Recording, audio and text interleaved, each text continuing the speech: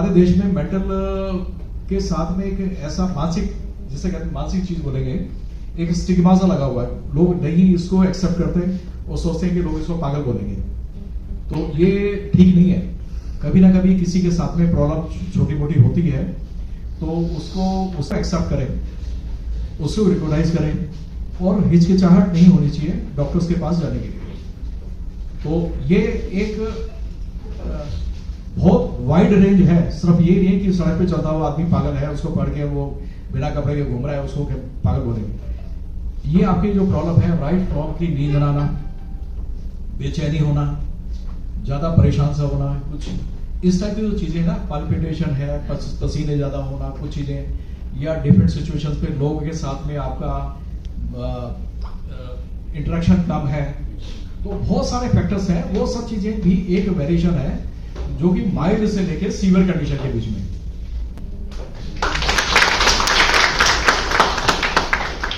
Thank you Ahmed sir. जैसे कि हमने शुरुआत किया, सर ने काफी जानकारी दे दी आप लोगों को। तो जैसे बताया कि इस साल का थीम है human right. Mental health is a universal human right. हर इंसान को खुश रहना, शांति में रहना और अपने मानसिक स्वास्थ्यता की ओर देखभाल करना एक राइट है। कुछ चीजें हैं आपको ध्यान रखना, जैसे मिथ, गलतफहमियां होती है। तो हर इंसान को गलतफहमी है कि मुझे कभी नहीं हो सकता है। हर इंसान को लगता है उनके घर पे, बाजू वाले के घर पे हो सकता है, नेबर को हो सकता है, किसी दूर के रिश्तेदार को हो सकता है। लेकिन दिस इज रॉन्ग। ये जो बीमारी है छोटे बच्चों से लेके गर्भवती महिलाओं से लेके बुजुर्गों को भी हो सकता है, किसी को भी।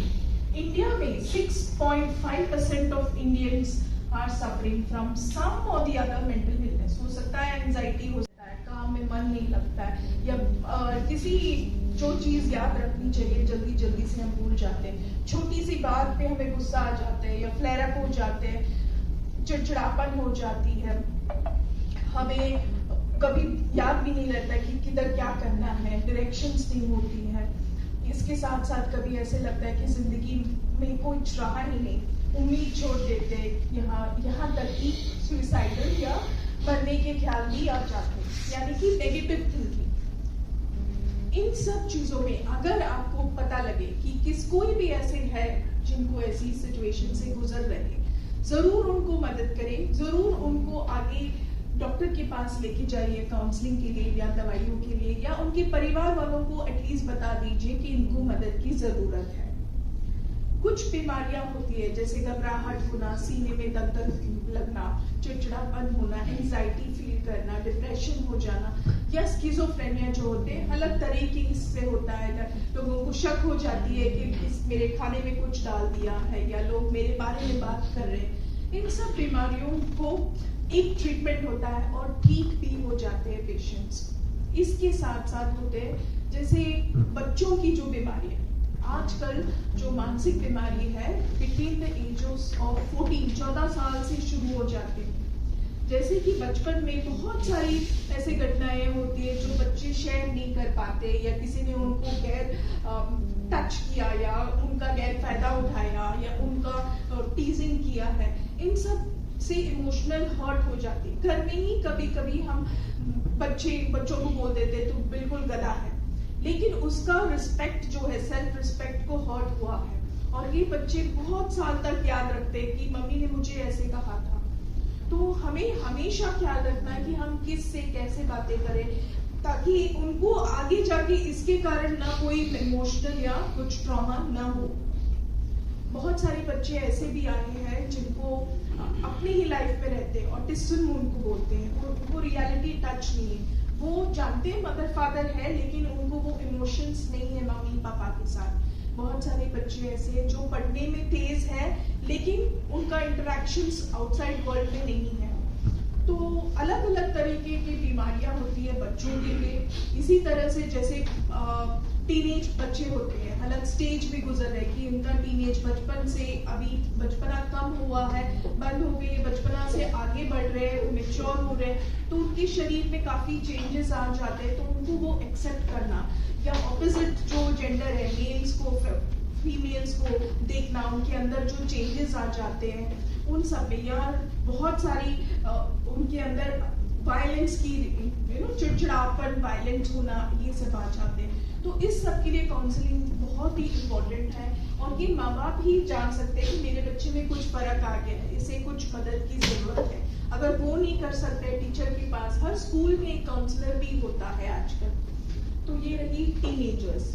फिर वहाँ एल्डर्स, एडल्ट्स, बहुत सारे चेंजेस लाइफ में आते हैं, जैसे अब नए जॉब शुरू करते हैं या शादी करते हैं, नए घर लेते हैं या नया रिश्तेदार बन जाते हैं, सास ससुर होते हैं, तो एडजस्टमेंट्स बहुत सारे हो जाते हैं। आम जिंदगी में छोटी सी बात पर ही हम एडजस्ट करना बहुत मुश्किल लगता है। तो जो शादी वाली बात होती है, या हाउस चेंजिंग या ट्रांसफर, इन सब चीजों में, या लोन लेना, इन सब में बहुत स्ट्रेस, तनाव गुजरते हैं। इस तनाव को हैंडल करने के लिए फैमिली सपोर्ट की बहुत जरूरी है।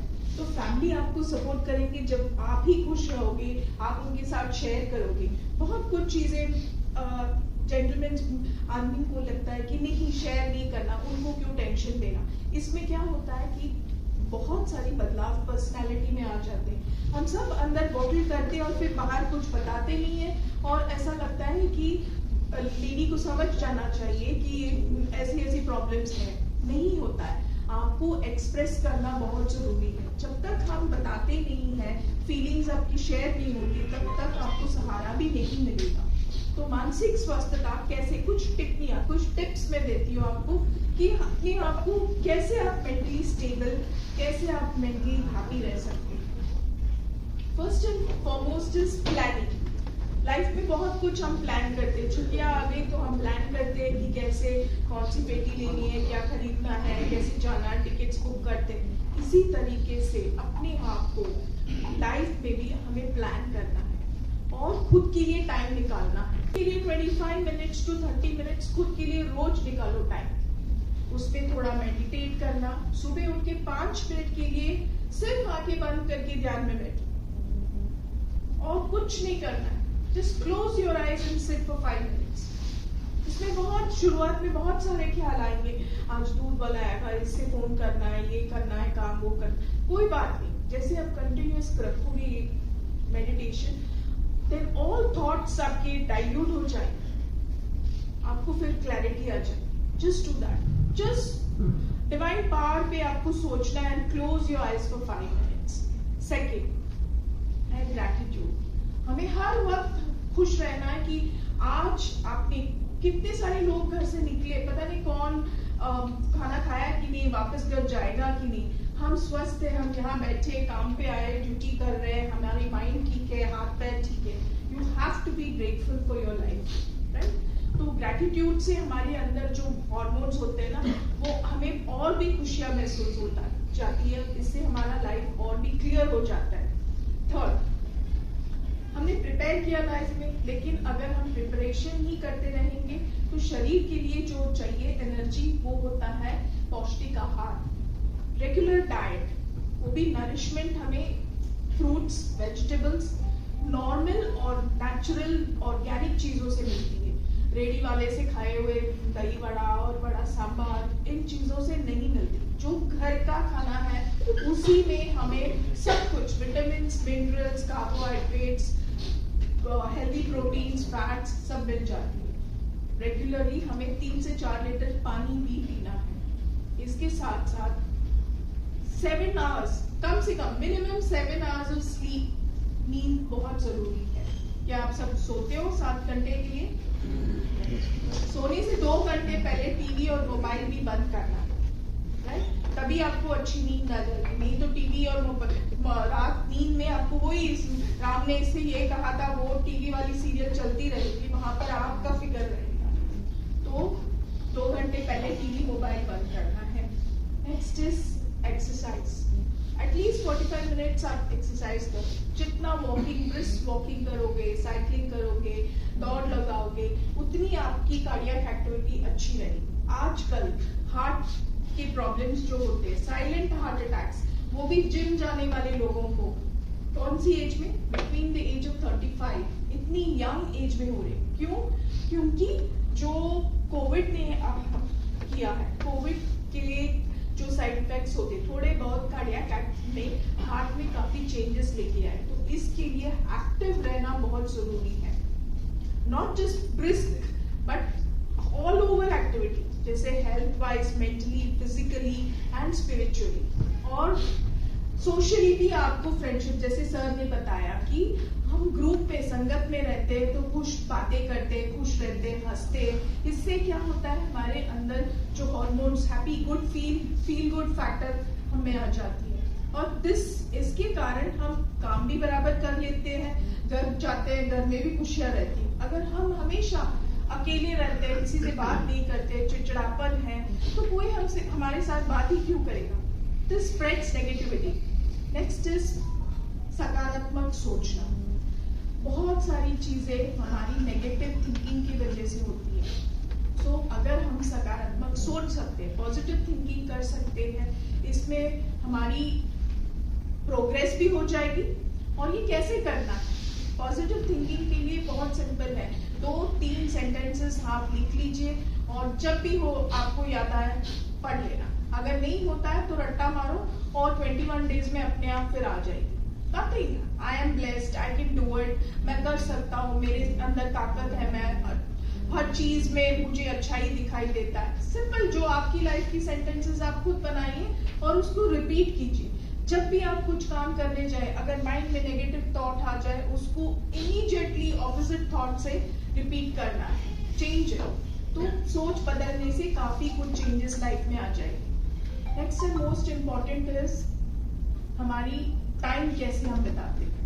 हैव फिजिकल, जैसे परिवार के साथ टाइम बिताना, बातें शेयर करना, उनके साथ touch, physical touch, all these, ये सब करने से जो मेंटल हेल्थ होता है वो हमारी बैलेंस में रहता है। जरूरी नहीं कि हम बीमार होंगे, बीमारी के बारे में सोचेंगे। रोज हमें अपने माइंड को स्वस्थ रखना है, खुश रखना है, शांति रखना है। तो मेरी यही प्रार्थना है कि आप सब लोग खुश रहे और खुशी रहे, आप बांटते रहिए। Thank you so much.